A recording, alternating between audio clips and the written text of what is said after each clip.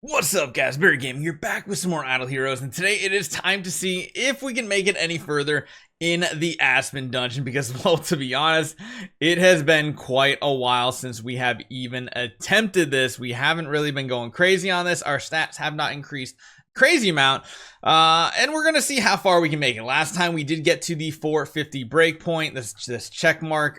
Some people have since blown past that record and gotten to the 500 checkpoint and even further. There's already people that have cleared 600 as well, and don't forget to check out these deals every single day.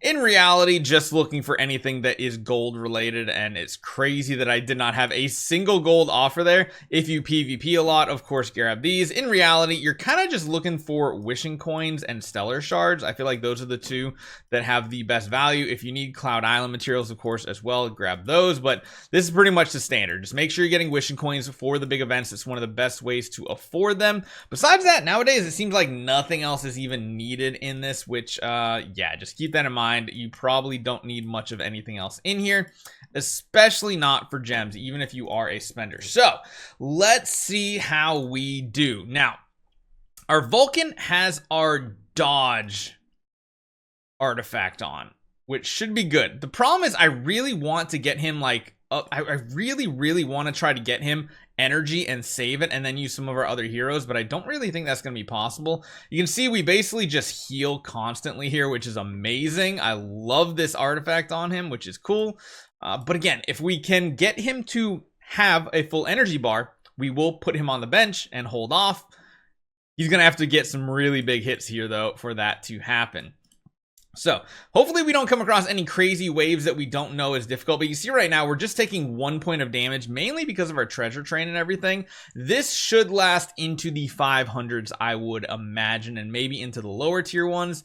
Vulcan should do very good, so long as we don't have things like Amun-Ra curses. Oh my goodness, this could be, this actually might be one of the dangerous ones with Gustin. I'm going to try it because we have to do this for science. But Gustin might be one of those that could just completely wreck our faces because of the way that the damage gets reflected back. Now, I think if we kill them outright, we're kind of safe. The problem is if we don't kill them. And we also have to see what type of enemies we're going to be facing here, because the good old, you know, pennies, Amun-Ra, Amun-Ra's, these are the ones that are going to be dangerous because we're going to basically be dealing damage to ourselves when we heal. But because we have this artifact, so if you guys are confused what I'm talking about when I talk about this artifact here, this one here, the Cloak of Soaring Phoenix, it's pretty interesting. Each time you successfully dodge, you restore HP equal to 8% of your max HP and get energy. That's great because then we won't completely nuke ourselves, I think, on these Amun-Ra waves, which should mean some really good stuff for us. So yeah, let's give it a try. Let's see what our super powerful Vulcan can get to, even if he does have that curse. Okay, it's not horrible. We are kind of locked out of our active though, oh man. And we're gaining energy every time we dodge. So we have to run out of dodge stacks in order to be able to use our active skill. Oh my gosh, that's kind of crazy because we just gain 20 energy every single time we dodge an attack. And on these quad waves, that builds up very quickly. Very quickly. But again, our power is super strong right now. I think getting to 500 should not be a problem for the good majority of these battles. And I don't think I'm going to skip anything either, so strap yourselves in. This might be a very long video.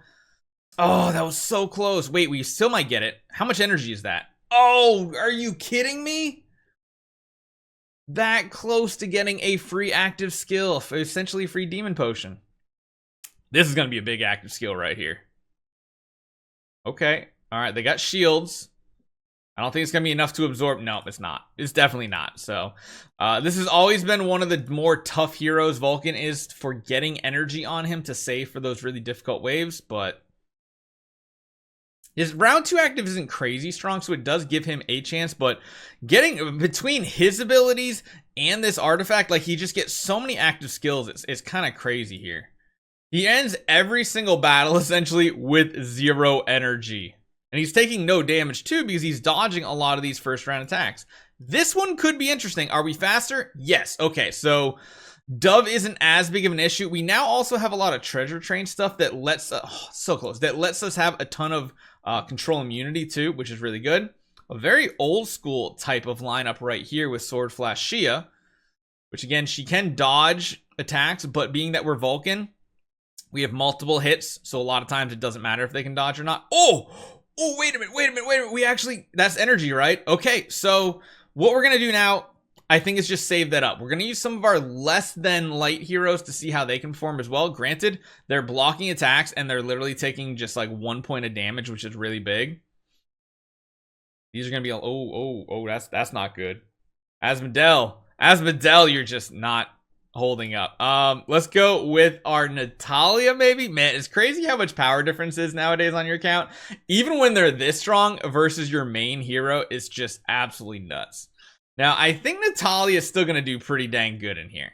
She has a lot of survivability on this hero. Granted, if she does get a lot of active skills, I don't know. Maybe just running a full team with those cloaks is the way, because then you have tons of dodging, you have tons of healing.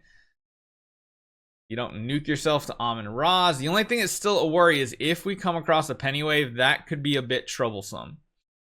So yeah, Natalia is a much slower hero, but very powerful. Very, very powerful. So I think what I'm going to do is just skip some battles here with her and just get through these, especially if they're not an enemy that feels dangerous. If we do come across something where we get full energy, then we might go down to the next hero and just see how it goes. Again, I think on our account, because we haven't really done it, getting to 500 should be pretty easy. I think even getting 550, unless we come across a really troublesome wave, shouldn't be too bad. It's crazy that we're this far into Purgatory and we only have X number of demon potions. Now, Yormtum can be good in this. He actually has some natural built-in dodge. He has lots of healing. He has some good ping damage. Especially with his active skill, he can take out multiple targets. I don't know if he's going to be useful, though. Again, I think I want to make an entire account of those cloaks just to get some crazy dodge action going. Because, again, this is one of the most fun game modes to me, is this right here. Aspen Dungeon has always been, like, it's just been a special place for me, really. It's been so fun since 2020. The peak of it. We're just going to keep sending him in until he loses, yeah. And then I think what we're going to do, I think we're going to send Sun Wukong in on a lot of these, and he's going to have no problem with CC. We do have the Dragon Rui, which means he does have a chance to get energy at the beginning of every single battle, so he might have some CC. His damage is definitely lacking, and I think maybe just our Vulcan is strong enough to really push in this Purgatory difficulty. I mean, he's fine. He seems good. Fact is that Carrie is being pretty annoying with this, but he should be fine. And again, what we really want is him to have like full energy like this, and then also on top of that, stun everybody. And then he gets big old heals from himself, and that's where he really pops off, and that's why we have Dragon Rui. So at the beginning of the battle, we have a chance to get a full energy bar and just CC the enemy team. Now this is a CC battle right here, but I think we're okay. Doing quite a bit of damage. Yep, so he seems like another good candidate for doing some special waves that Vulcan might come across. So let's just see how far we can take this. We're just going to go ahead and clear a few of these with him. And I want to go until we have energy on him. If we get energy on him, once again, we're going to pause and go back to our Vulcan, I think, to be our main carry. I'd rather have these guys have some energy to use as a... Oh, the utility. I bet it was, oh yeah, see, so besides our Vulcan, I think Amun-Ra is going to mess up a lot of heroes, and again, it's mainly because we have the cloak that I think is not nearly as dangerous. And of course, he hits so many times that breaking through that the bubble that she has is very, very strong. Now again, this one I almost feel like I need an active skill for this Gustin, and I think I am going to use a demon potion here, just because we are so close to getting to the 500 checkpoint. Oh gosh, yeah, he procced immediately. Oh, okay, so yeah, you have to take the Gustin out so quickly. I think he's going to be one of the most dangerous enemies in Purgatory here. A lot of these battles are going to go very simply, I feel like. We're not going to have any issues. Granted, we haven't even maxed out like all of our potions, which is kind of nuts. It's actually pretty crazy. We have not maxed out nearly all of our potions with this many floors in. So yeah, let's keep going. We're nearing the 500 checkpoint, which again, I was expecting to be not all that difficult. This one, oh my gosh. Wow, actually, I'm going to send my Natali in on this. This one's actually pretty crazy too, just because the enemy team can actually go first sometimes. And the fact that they have that Drake on the enemy team is super powerful, especially leaving that black hole mark at the end of the round. You could just die straight to that mark. We have to survive like one more round with this defense down. Yeah, it's such a brutal thing, but the Drake teams are powerful. The Amun-Ra teams are powerful. And then, of course, as long as you're faster, a lot of these waves are not a big issue. It's the second that the enemy team becomes faster that it gets a little bit sketchy. And again, we're dodging most everything here. Our active skills aren't crazy powerful, and that's the only downside of Vulcan is he needs that buildup. He needs the enemies on the other side to really... Okay, regular Vulcan packs a freaking bunch, and we actually didn't even get second place with that. We literally, oh my gosh, we were right behind it. So yeah, Purgatory is no joke with a couple of these heroes, but again, I do think this Cloak of Soaring Phoenix is really good for this game mode.